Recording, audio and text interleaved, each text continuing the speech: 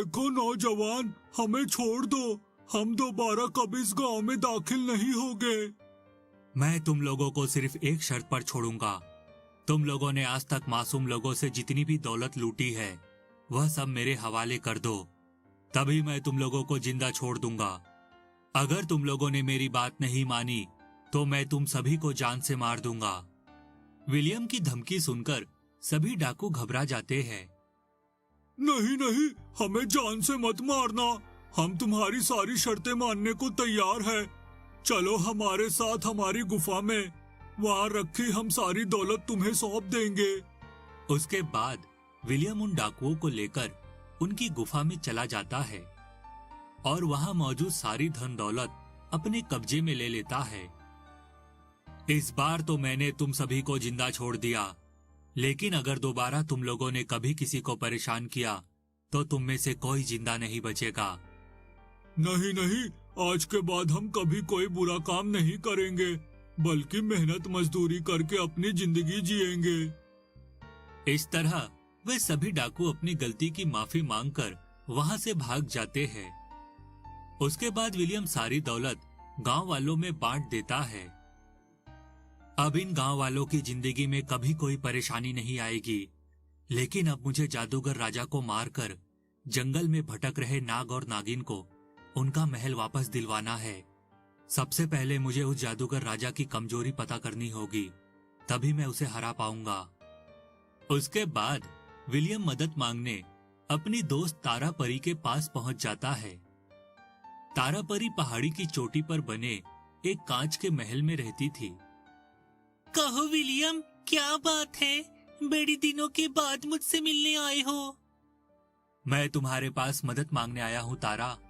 मुझे पूरी उम्मीद है कि तुम मेरी मदद करोगी। हाँ हाँ विलियम, क्यों नहीं, ये भी कोई पूछने की बात है। मैं जरूर तुम्हारी मदद करूंगी। कहो तुम्हें क्या परेशानी है? यहाँ से बहुत दूर एक राज्य है। उस राज्य पर एक दुष्ट जादूगर ने कब्जा कर लिया है। उस बेरहम जादूगर ने वहाँ के राजा रानी को नाग और नागिन बनाकर जंगल में छोड़ दिया है। साथ ही वहाँ की प्रजा पर दिन रात अत्याचार होते हैं। मैं किसी भी तरह उस जालिम राजा को मारकर उसका आतंक खत्म करना चाहता हूँ। चिंता मत करो विलियम, मैं अभी अपने जादुई भालू को बुलाकर उससे जादूगर राजा की कमजोरी का पता लगवा लूंगी। एक बार हमें जादूगर राजा की कमजोरी पता चल जाए, फिर तुम उसे आसानी से हरा सकते हो। तुमने बिल्कुल सही कहा। चलो जल्दी से अपने भालू को बुलाओ। उसके बाद तारा परी एक बड़ा सा ढोलक लेकर महल के बाहर चली जाती है और चट्टान के ऊपर खड़ी होकर जोर जोर से ढोलक बजाने लगती है। थोड़ी ही देर में ढोलक की आवाज सुनकर एक बड़ा सा भालू वहां आ जाता है। कहो तारा परी, तुमने मुझे क्यों याद किया? तुम जादूगरों की कमजोरी जानने में माहिर हो, इसीलिए मैंने तुम्हें यहाँ बुलाया है। यहाँ से बहुत दूर एक राज्य में दुष्ट जादूगर राजा ने अपना कब्जा कर रखा है। हम उस जादूगर राजा को खत्म करना चाहते हैं। तुम फौरन महल में जाकर उस राजा की कमजोरी का पता लगाओ। तुम चिंता मत करो, शाम तक मैं उस जादूगर राजा की सारी कमजोरी पता कर लूंगा। उसके बाद वह भालू तेज रफ्तार से दौड़ता हुआ जादूगर राजा के महल की ओर निकल जाता है। थोड़ी देर के बाद भालू जैसे ही महल के पास पहुंचता है, तभी उसे चारों तरफ सैनिक दिखाई देते हैं। यहाँ तो चारों तरफ सैनिक मौजूद है। इनके रहते मैं आसानी से महल में दाखिल नहीं हो सकता। मुझे कोई दूसरा रूप धारण करके अंदर जाना होगा। फिर भालू अपने आप को एक छोटी मक्खी के रूप में बदल लेता है और हवा में उड़ने लगता है। उसके बाद बिना सैनिकों की नजर में आए वह मक्खी जादूगर राजा के महल में दाखिल हो जाती है। लेकिन तभी जादूगर राजा का मंत्री मक्खी को देख लेता है। हाँ हाँ, ये तो एक विचित्र मक्खी लग रही है। इसे मैंने आज से पहले यहाँ कभी नहीं देखा। जरूर कुछ तो गड़बड़ है। अभी सच्चाई का पता लगाता हूँ। इतना कहकर मंत्री जादुई पानी मक्खी के ऊपर डाल देता है और अगले ही पल मक्खी भालू के रूप में बदल जाती है हा। क्या रे भालू, तो इस महल में जासूसी करने आया था, लेकिन तूने यहाँ आकर बहुत बड़ी गलती कर दी। अब तो नहीं बचेगा।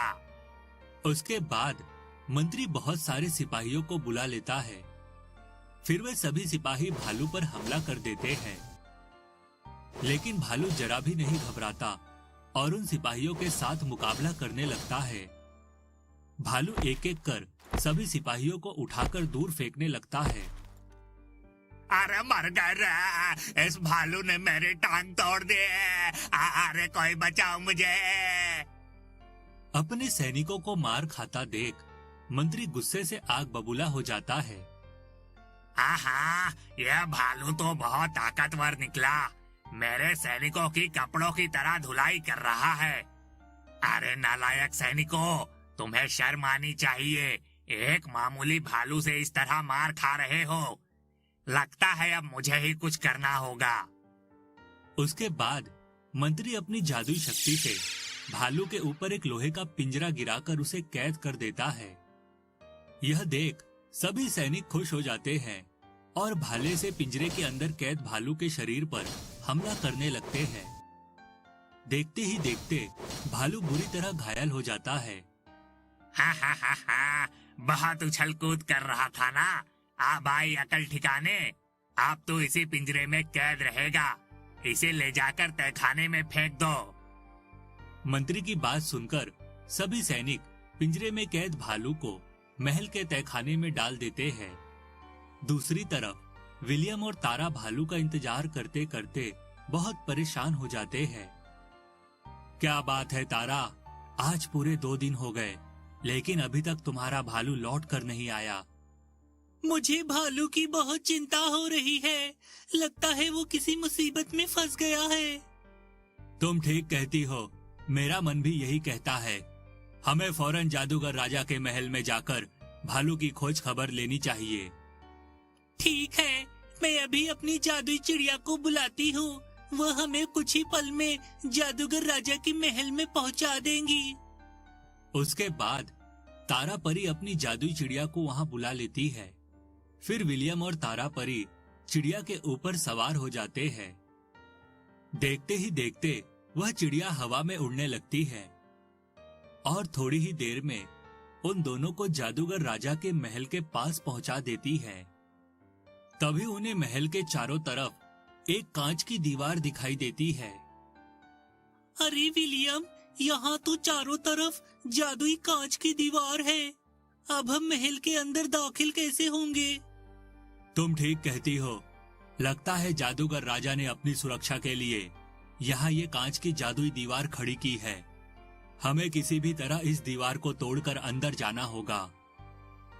अगर आप इस कहानी का अगला भाग देखना चाहते हैं तो हमें कमेंट करके जरूर बताएं।